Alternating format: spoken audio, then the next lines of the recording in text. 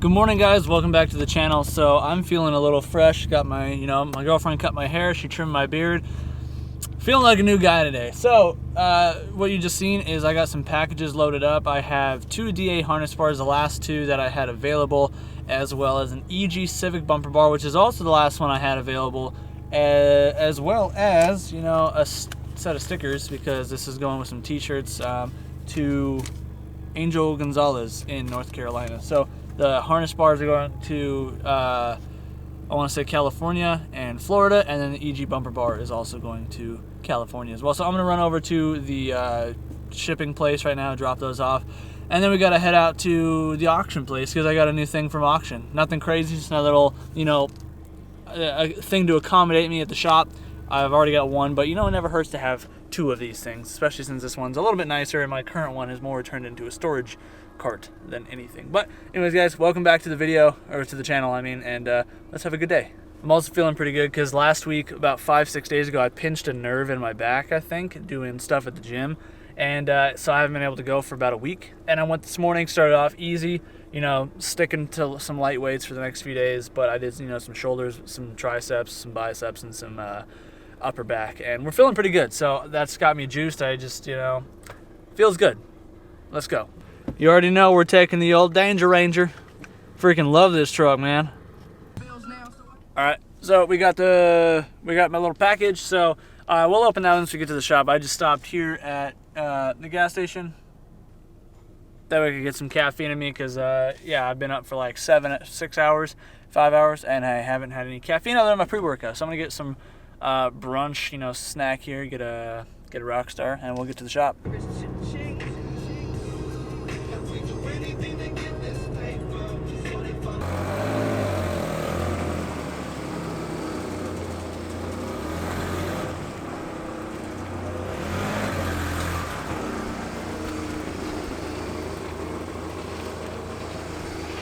So back at the shop now, and today, the rest of what we're going to do, I'm going to show you what I got at the auction really quick. Nothing crazy, but again, I think it's neat and it'll be useful. But I need to fix some more stuff on this Danger Ranger here. So I did do some maintenance the other day. I had this in here, and I was going to film it, but then by the time I got here, I was running errands, and I had forgot to pack my camera. And I just, some of the things on it that I was doing, I was learning as I was going, and I knew it was going to be a little bit of a pain to do those things. And so on this thing, if you guys didn't watch the video of me picking this up, this is my new daily / shop truck, because I needed to stop stealing my girlfriend's car for getting welding gas. I couldn't afford to keep driving my dad's truck to get material because that thing's way too expensive to run for driving the long distances. So this is what we got instead, but I already did a bunch of maintenance on it. I'm still waiting on some more stuff to come in the mail before I can finish it, but so far what I've done is the spark plugs on this. It's a 4-cylinder, but there's 8 plugs because this is a 2.3 Lima engine from Ford. Dumbest thing ever, but it is what it is. I was able to get it done.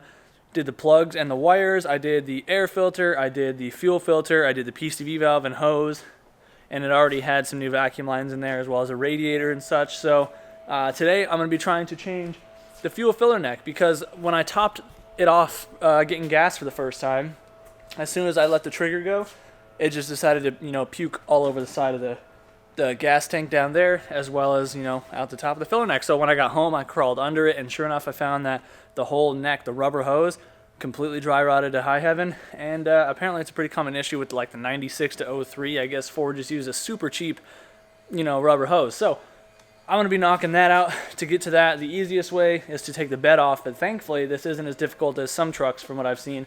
To take the bed off of this guy, there's just 6 of these like T50 bolts, I think they are. I forget what size they are. They're the star-shaped ones, but take those off, and then you have your connector down there for your your trailer lights and your tail lights and stuff. So do that, and that's why I only have the truck backed up partway to the lift. I'm going to try and use the lift to my advantage and take the bed off that way, because Efren is here today, but he's working on a Tesla doing some PPF, so we don't want to bother him. Let him make his money, and just use the tools for their intended purpose. Try and make this much easier on myself. But yeah, basically the truck bed has to come off, change that out, and then I'm still having issues chasing down my speedometer issue. It hasn't been working. I changed the sensor, new pigtail wired up, so just trying to chase that. And then I also have a little bit of a misfire, more under partial throttle, so I want to see if I can test the TPS But while I'm under the truck, there's supposed to be a plug that's directly under the driver's seat in here. And I'm told from the forums that thing tends to get pretty clogged up over time because it's just in a bad spot. It's like a D series and B series Honda, you know, speed sensor. You know how the plug is vertical and it tends to get crap filled up in it. Essentially the same thing. It just happens to be a main connector, and the speed sensor is tied in with that harness. So see if I can find that, try and clean that out. But yeah, anyways, I'm gonna go ahead and get this thing lifted up. Actually, I'm lying. This is what we got right here. Let's unbox that really quick. It's a neat little Husky cart.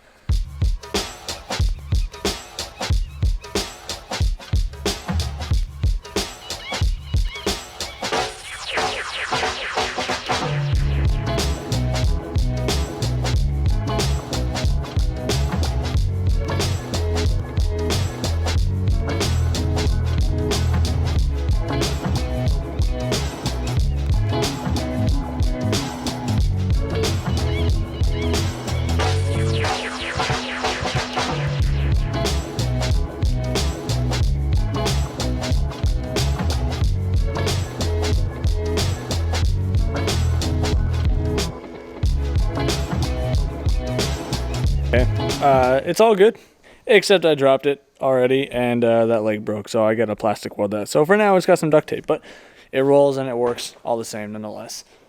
Not bad for, you know, 65 bucks at the auction. I think these retail at like 130-ish, so pretty much half off. But yeah, wanted this one because this one, you know, is kind of got some parts on it, waiting on the Del Sol roof brace, you know, new tabs to get cut, so that's kind of holding material. So in the meantime, I just wanted an extra one to, you know, move stuff around with, use on days like today where I'm going to be, you know, using some tools on this guy. So let's undo these bolts really quick. So I'll show you one more time. We got those bolts right there. There's 6 of those. 1 over there, 2, and then 4 in the back right there.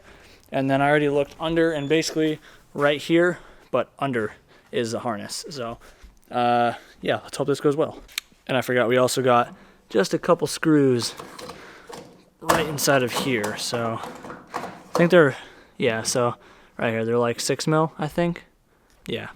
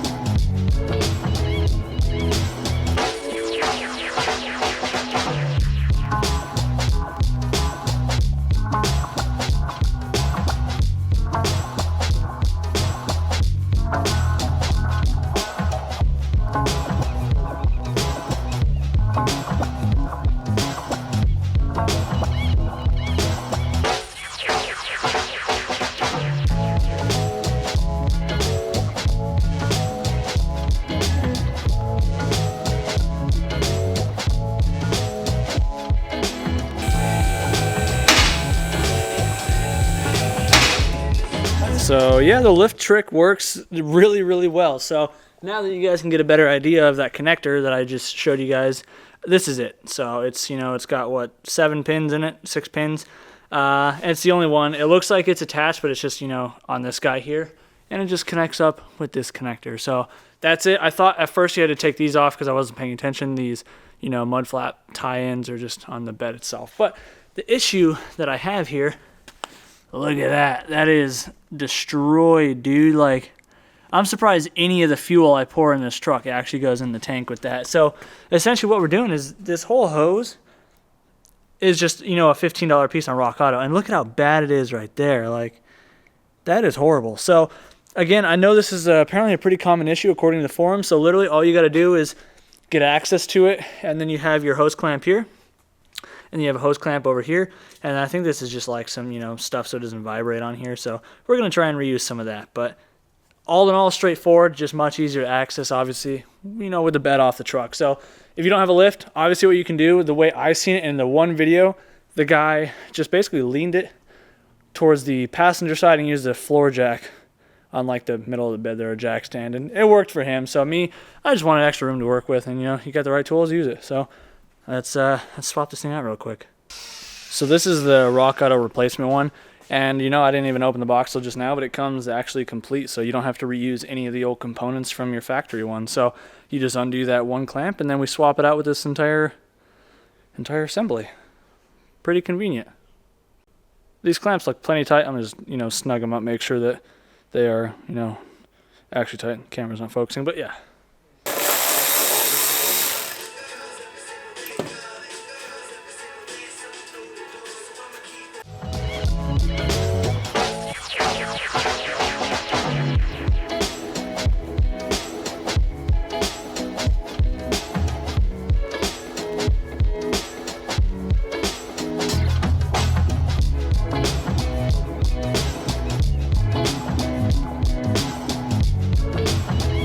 Well, that's pretty much it. It was just this one clamp. A little bit of a pain to stretch the new rubber over the thing.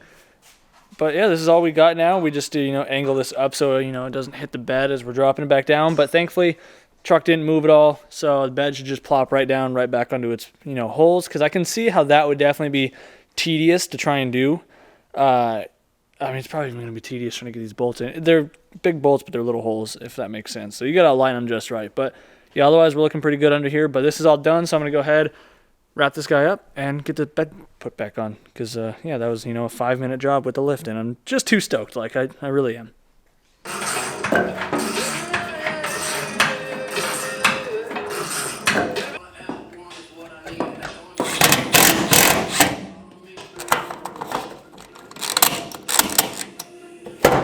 So moving on to the speed sensor issue, let me show you, because I have one out of the truck. This is the one that I took out. It looked already pretty new, but basically what I'm wondering is, again, I already changed this sensor, and I changed the pigtail that came with it because the wires that came out of it were pretty frayed. And it, I don't know, it kind of works when it wants to, but even then it's 15 miles an hour fast and it's bouncing around. So I'm thinking maybe part of the issue is, you see this little tab here, this little bent bracket on it. So this is designed to go in a different spot of the transmission, because the way, you know, American automakers thought some of this was a good idea. Essentially, this tab is meant to go, I guess, more on a tail portion or something like that. Mine doesn't have it. Mine obviously goes right there. So I'm wondering if, because my tab may be just in the wrong spot, you know, it doesn't look like it's sitting all the way in the transmission. So I'm going to try and flip that around. It's just an 11 mil nut or bolt or whatever. I'm going to try and move that and see if that helps seat it a little bit better.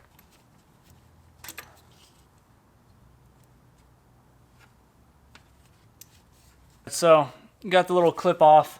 I'm going to just reinsert it. I'm going to flatten this and then reinsert it, but that way it's a little bit easier, because I should be able to put it on this way now. Like that. So now it's going to be on the flat side of it. Okay, that felt like it actually snapped into place, whereas before it didn't really do that. So let's hope that helps. So something else I'm wanting to look at really quick while I'm under here is, I've noticed more so when the truck's warmed up, so it almost makes me suspect maybe a transmission fluid, but really hoping it's not the slave cylinder. But so issue I'm having is, after driving the truck for a while, you know, if I go to a drive-through or something and I have to put it in first, take off from a light, unless I push the clutch completely to the floor, which I know technically you're supposed to do, but it just doesn't, it feels like it's blocked, like it doesn't want to go in and engage. And I learned on these things that Ford thought it was a great idea to put the slave cylinder inside the transmission, and I haven't seen any real diagrams or seen any videos on doing it yet, but it looks like it sandwiches with the throat bearing or something, and it's internal. But there's a service cover up here, like a grommet, so I'm going to pop that off really quick, see if it's, you know, wet inside. If it is, we're going to have to end up doing a clutch job and a slave cylinder on this guy, so I'm not looking forward to that. If, you know, that's the case, hoping for the best. Service cover is right up here, so it's going to be a little tricky for you guys to see.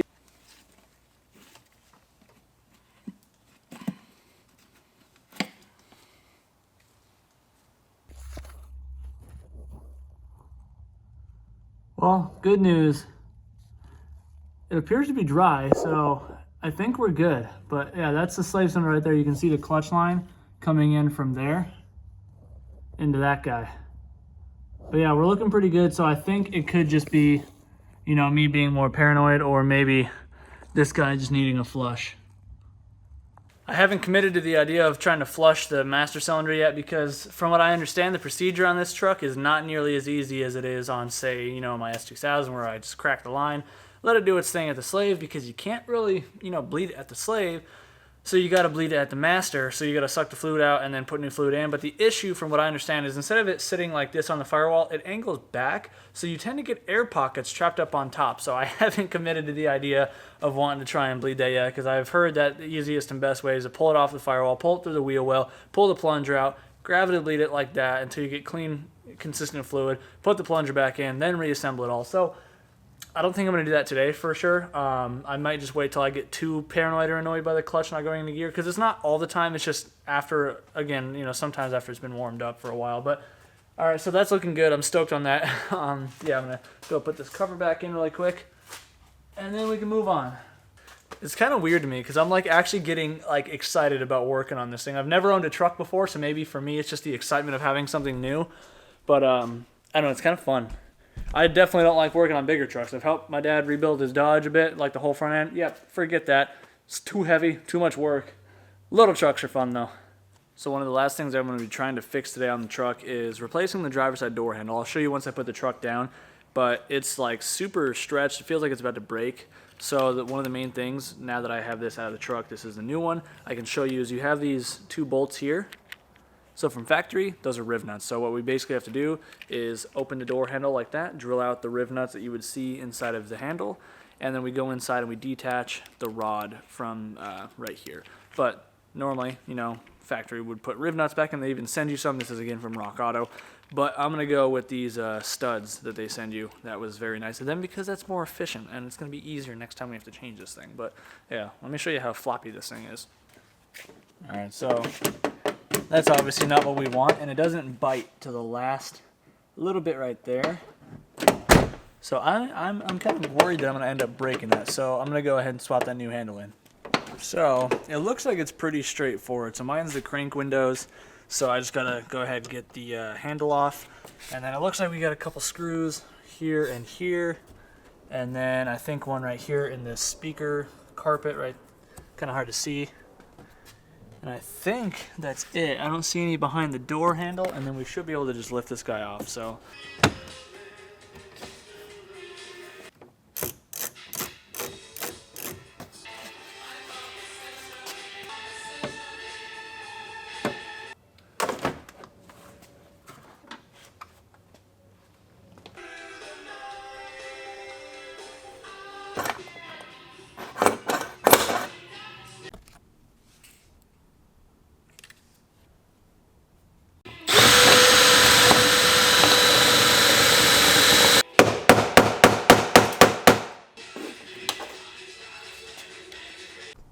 So that was a little tedious, but not the worst thing in the world. So basically all you had to do was get that black plastic clip that was off of this rod, and then undo the rivets, and you know, the rivet part was honestly harder. So that's good. Now we just transfer the rod over to this side of the handle, and yeah, we just slap it back in, obviously like you just seen me do. So I'm gonna go ahead and do that. No need to, you know, show that. And yeah, we'll be good with that. And then the last thing I'm gonna try and do is maybe readjust my speedo back to 0, because like you guys can see, if I hook the key into it, the speedo will jump up to 15 miles an hour right there. And, you know, I don't like that. So I think what I have to do is take the cluster out and just push the needle back down. So slap this together, try that really quick, see how that goes. All right, so I'm definitely having a little bit of a struggle here. I've tried messing with it. The needle actually falls back down to 0 after a couple seconds of the truck being off. I'm not really sure. So to recap, so far what I've done is I've replaced the speed sensor, replaced the pigtail and wires for it or whatever, cleaned them up, and then reseated the speed sensor again further. I haven't tried driving the truck to see if it's fixed it since we did that earlier in the video, but at least turning the gauge cluster on right now, it'll jump right up to like 12, 15-ish miles an hour. So even assuming it is working now, I feel it's going to be off because the speedo is starting, you know, 12, 15 miles an hour high. So if any of you guys have any experience with this kind of truck, this kind of issue, let me know in the comments down below. I've heard a lot of forums saying that, you know, Ford electronics like instrument clusters are pretty well known for going bad. But I have no idea. So if that's the case, maybe I'll just run to a junkyard and pick one up and try and swap the the odometers over. But otherwise, I'm kind of at a loss. So I'm going to just go ahead and, put this all back together and pretty much wrap it up for the day. But I did want to thank you guys for spending some time out of your day here with me. If you did enjoy it, be sure to let me know in the comments down below. If you're new to the channel, hopefully by now you've considered subscribing. And, it just feels good to actually be able to work on something of my own for a change. Even though it's not the Integra or the S, because, it is what it is. Don't have money and parts for those, but this guy needed some attention. But anyways, guys, do what you love. Think about the rest. Thanks for hanging out, and we'll see you in the next one. Peace out.